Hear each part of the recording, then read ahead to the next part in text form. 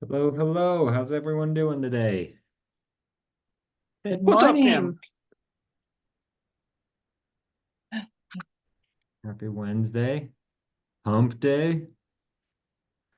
Can I ask a quick question? Yep. I've had a crazy weekend.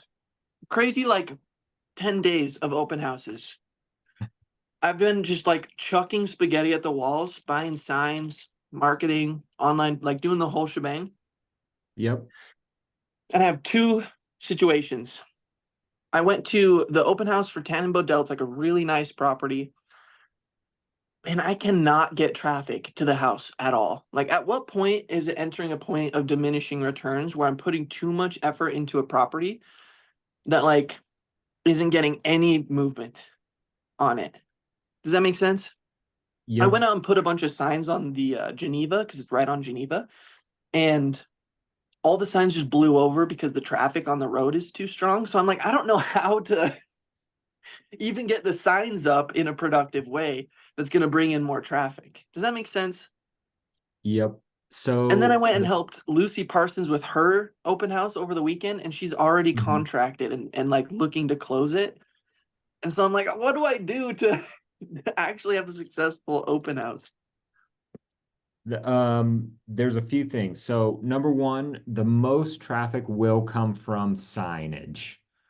Mm, That being said, you should do all of the other marketing because, like, throwing it on Facebook, making videos, inviting people that you know that live in the area, things like that will help you get more leads no matter what happens with the open house. So I'm always a big fan of do all of that as well. mm. Like, even as you're at the open house, like text people that you know live by, like, hey man, what are you doing? Come to this open house. I'm just chilling here and it's one of the slow ones or whatever.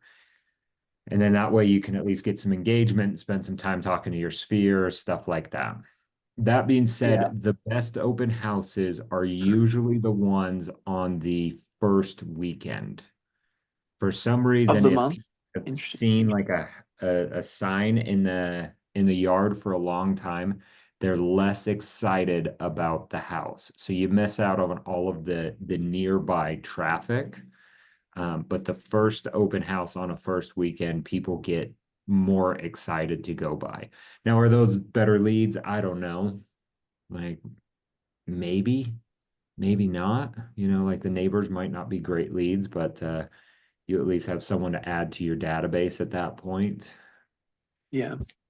Um, So would you add people who are already represented by clients? Because I went to an open house over the weekend for another agent who got a ton of traffic. And we used this QR code system where everyone had to like input their email, their phone number, and then if they're represented by an agent. And mhm. almost everyone said they weren't represented. But then when I went and contacted them to answer all their questions about the open house stuff, they were all represented. So now I'm like, what do I do with these leads? They're all like, they're not really good leads, but they still like, I don't know what to do with them. So sometimes that's a lie. Sometimes people are just saying things like that so they don't have to talk to you. Like it's their way of saying, like, no, go away. I have an agent. Um, so usually a couple of quick questions flush that out pretty easily. Like, if you say something like, "Oh, hey, I was gonna update your agent." Like you said, you had an agent. Like, I'd love to just update them, let them know that you came by Oh, and that okay. who should I reach out to? And sometimes they're like, Yeah. nah, I don't really have someone. I just don't really want to talk to you. And then other times they'll have an exact person and then you can ask them a few questions like, hey, like, do you feel like they're doing a good job? Obviously, you're coming to open houses. Are you seeing the houses that you want to? Everything like that. Now, you can help someone if they have signed an agreement on specific properties. And so you'd have to ask them what their agreement looks like. If their agent put like any county or Utah County, something like that, then it won't really help you to sell them anything in Utah County. Usually people Okay. don't jump county to county, but if they're like, no, I'm just signing it per property because I don't know if I really like the guy, it's like, well, great, let's chat, let's see how I'm different. see where we can go there.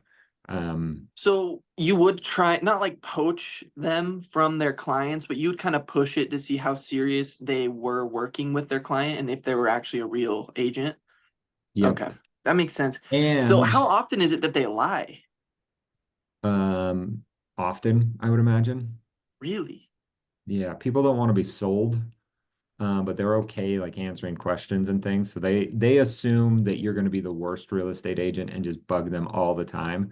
And they think saying that they have an agent is the way out of that. Okay, And that makes so, sense. yep. So if you just do a little bit of pushback and then just let them know, like, if they do actually have an agent, it's probably not worth your time. Or if they're like that, where they're like, oh no, I have an agent, I have an agent, I have an agent. And you're like, this probably isn't real. They're also not ready. So Okay.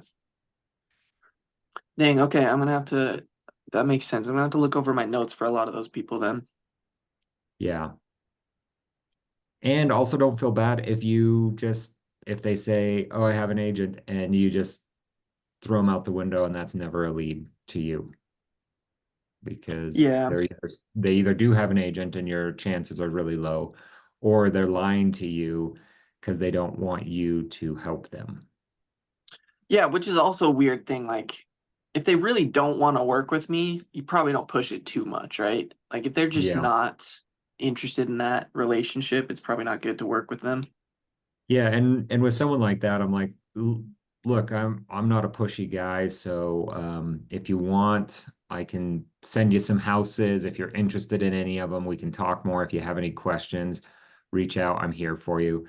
And then you can always just do a quick check-in with them, like maybe Yeah. like 2 months in, like, "Hey, it's been a bit since we talked. Just wanted to call, see how your home search is doing." And maybe you just being helpful and present is the thing that takes them to the next edge, because sometimes people just aren't Yeah. 100% bought in that they're going to buy a house yet. Like, they know they want to, but they're scared and don't know if they can, so they're just kind of out shopping to see what it would be like. And then past that, when they finally are like, let's 100% do this, that's when they might want an agent. Okay. That makes sense.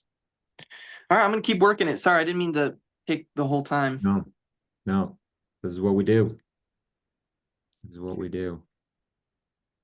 And then ask questions to other agents all the time. It's a helpful way to see what else is going on. Yeah.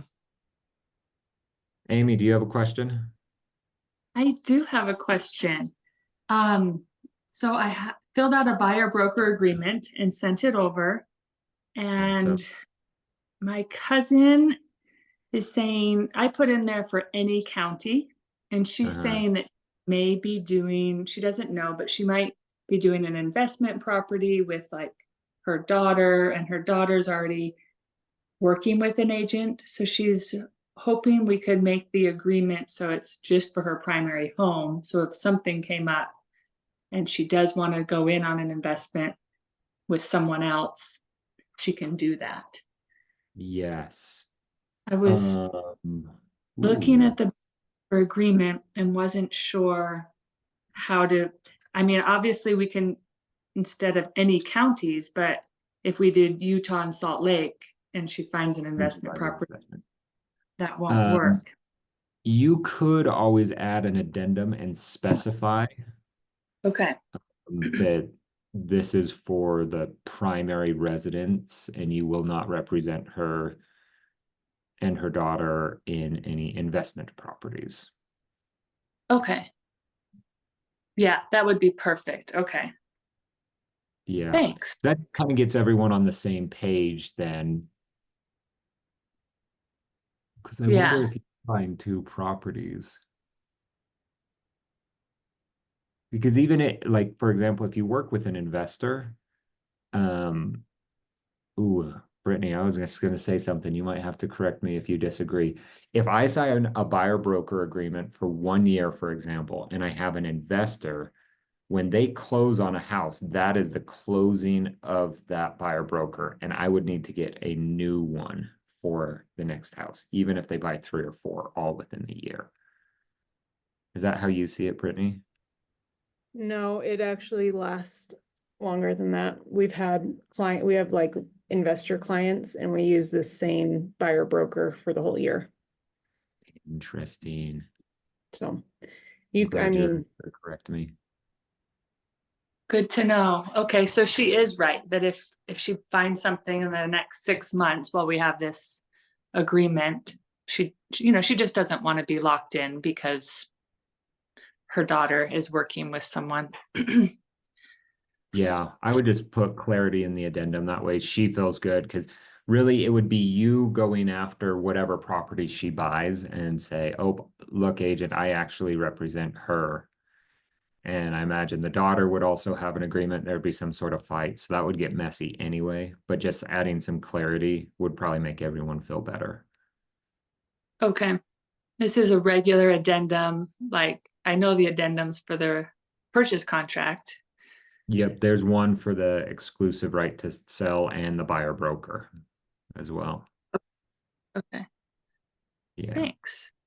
Yeah, so if you search buyer broker on the MLS, I think it might even be the first one that comes up saying addendum to the buyer broker agreement. Okay, And then I'd just be clear in there, more for her sake than ours, because we're not going to go try to charge her or say she's represented by you when she's buying an investment property. yeah. Awesome. And then steal that away. Go find them an Yeah, investment property too. that's right. Perfect. Okay. Thanks. All right, everyone. Got a couple days here left in October. Today we have an awesome negotiations class with Cody Thelberg, I think is how you say his last name. He's a good one, so definitely come to Ignite today. Should be a great one. Um, I think that's all we have Hey, going on. Cameron, Yeah. I have a question about Ignite. Yes. I've tried to sign up for Ignite After Dark off of Ritz's like links, and it never lets me. It like says that I have to use a different email or something. Which I've tried both emails that I've used for my real estate stuff, and neither works. Do I have to like be approved to sign up for it some other way? Ritz, do we just have a link that we could send out? Yes, we have the link on WhatsApp, but I don't know why it's not working for Callie. But Hmm, I'll email the link directly to Callie instead. perfect. I'll try that Thanks, when you Ritz. send it over. Thank you. I mean the Zoom link. Yeah. Yeah, jump on Zoom. Yeah, and it's Tuesdays at 7:30, right? That one. That's when it's going to be, unless someone corrects me. So, Yeah, it is. I've tried like 4 different weeks to try and sign up for it, and it has never worked. So, yeah, they're real funny about it because they want people to join in the beginning where like, I don't care. It's just whoever can go to it and they track things and email me stuff, but I think it's just whoever wants to come should join. So, okay, go Can I crush it throw out one today. more quick question for Brittany? Yep. Yep. My weird client that I submitted a contract with you a while back, and then we kind of like were all wondering if it was weird. He's still bugging me, and I'm trying to figure out. Like I sent him an active listing just to like see what he would say, and he wants to put an offer that's like 50% of the asking price with no earnest money again. And I'm like, I don't even know what to do with this guy. Like I kind of just want to block him. Is that the right way to go about this? I mean, you could for sure do that. Cam, do you have any thoughts on this? It's insane, right? Like that's insane. It doesn't sound like legitimate offers, and Yeah, like I don't even know why I don't think any seller would take it seriously no enough to one even is. respond to it. Like I don't even know why I'm still talking to him if those are the type of offers he's trying to put down on properties right now. So I Right. just wanted to feel out the room. Everyone agrees that this is an insane person, right? Cam, If I could get a house for 50%, I would buy it all day, every day. Everyone would. Yeah, I and I just don't don't know understand his why a logic. seller would ever do something like that. Because most people, they need to sell their house and pay off a loan. The ones that have cash usually would have zero reason, like if they have their house paid off, they have zero reason to take a 50% offer. It doesn't seem in the realm. And so you might reach out to them and be like, hey, I see what you're trying to do, but it doesn't sound like I'm the agent for you. Let me Okay. just cancel our buyer broker agreement and let you go find someone that is willing to do some of these things that you want to do. Okay, cool. And how do you cancel it? To be honest, just send an email to them and let them know like we are canceled. And Okay. that's fine. There might be a more real form, but if you send in writing like that you in your understanding we have this canceled agreement, then I think that that's good enough. Okay. I'm gonna look into doing that. I'm gonna reach out to him and just get that started because it's Yeah. unrealistic, I think. Well, and just tell them that, be like, hey, look, I think this is unrealistic. I'm happy to help you, but with the things that you want to send, like it doesn't seem like it's worth either of our times to do something like this. So rather than trying to go back and forth and never get anything accepted, like if you're willing to put in a real offer, I'm willing to work with you, but I don't know any sellers that would take 50%. Yeah. Okay. and Good. there I'm is glad you guys a, agree with him. yeah, there is an official cancellation form, so if he's giving you trouble, we could send that actual form. That way it has to be signed and everything, but Okay, an cool. email should work fine. Awesome. Thank you guys. Appreciate it.